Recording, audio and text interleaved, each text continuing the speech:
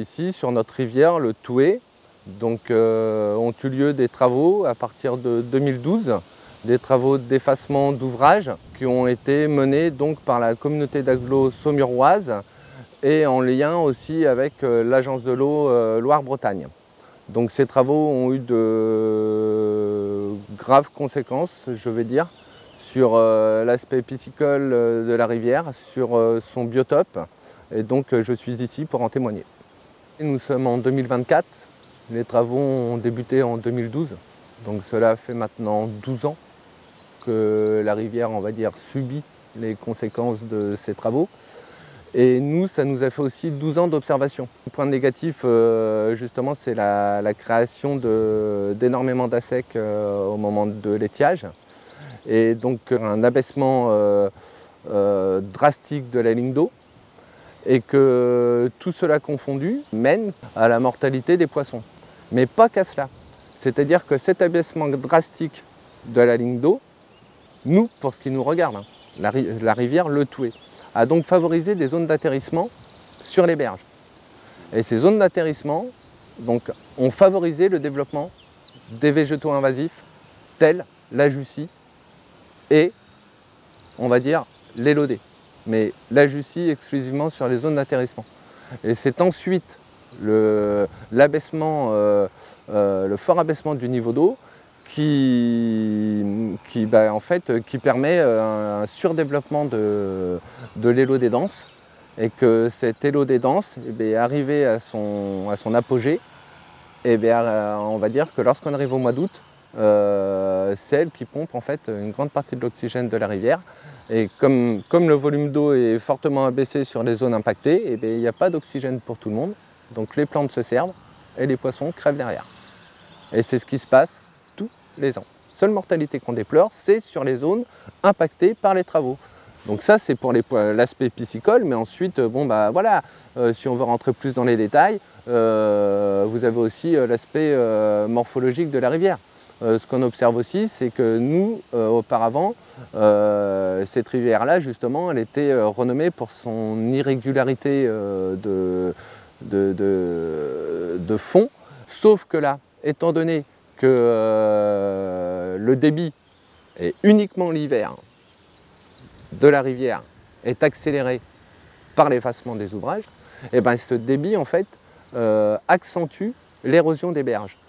Et c'est cette érosion des berges qui provoque ensuite une uniformisation des fonds lorsqu'en fait tous les sédiments se déposent en fin de crue, etc. Ce qui fait qu'on a une grosse perte d'habitat, donc qui d'une grosse perte d'habitat peut vouloir dire aussi, et ça on commence nettement à le voir, potentiellement une perte de présence de certaines espèces.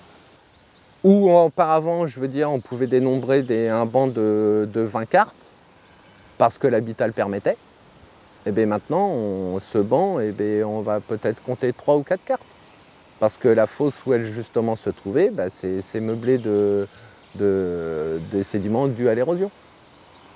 Il y a 2 ans, là, lors de la grosse sécheresse, où nous étions, on va dire, au-dessus de l'alerte rouge, parce que le niveau, chez nous en Maine-et-Loire, était catastrophique, suite aux destructions de seuil.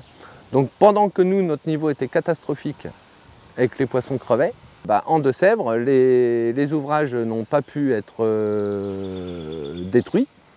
Et eux, pendant que nous, on n'avait plus d'eau et qu'on comptait nos morts, on va dire, eux avaient un volume d'eau tout à fait convenable et ne déploraient aucune mortalité de poissons. On a 2 phénomènes, si je vous suis.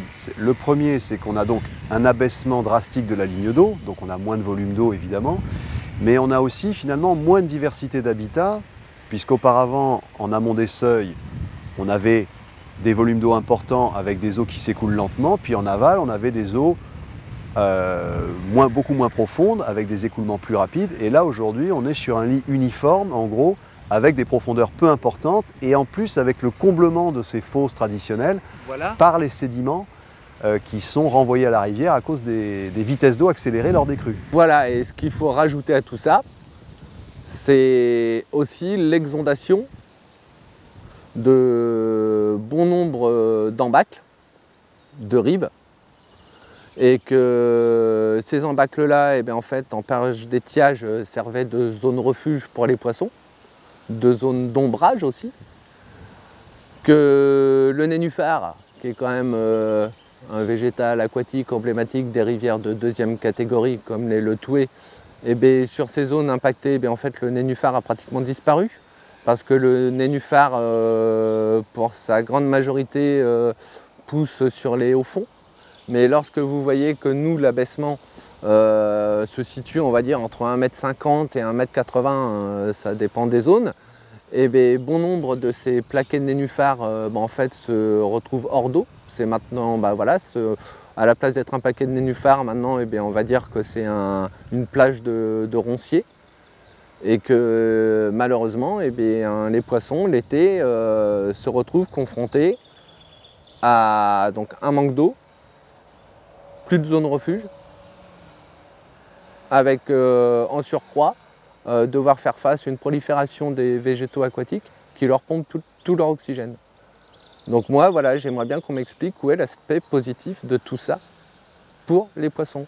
À savoir qu'à la base, il avait été dit, donc par les meneurs de ces travaux, que ce serait positif pour les poissons, qu'entre autres on reverrait d'autres espèces apparaître comme l'anguille ou comme la lauze, sauf que ça fait 10 ans maintenant que les ouvrages sont par terre et on n'a pas vu la queue d'une alose et les anguilles, malheureusement, non, le stock d'anguilles, on ne le voit pas non plus se développer.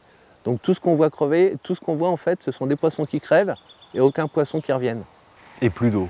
Et plus d'eau. Voilà.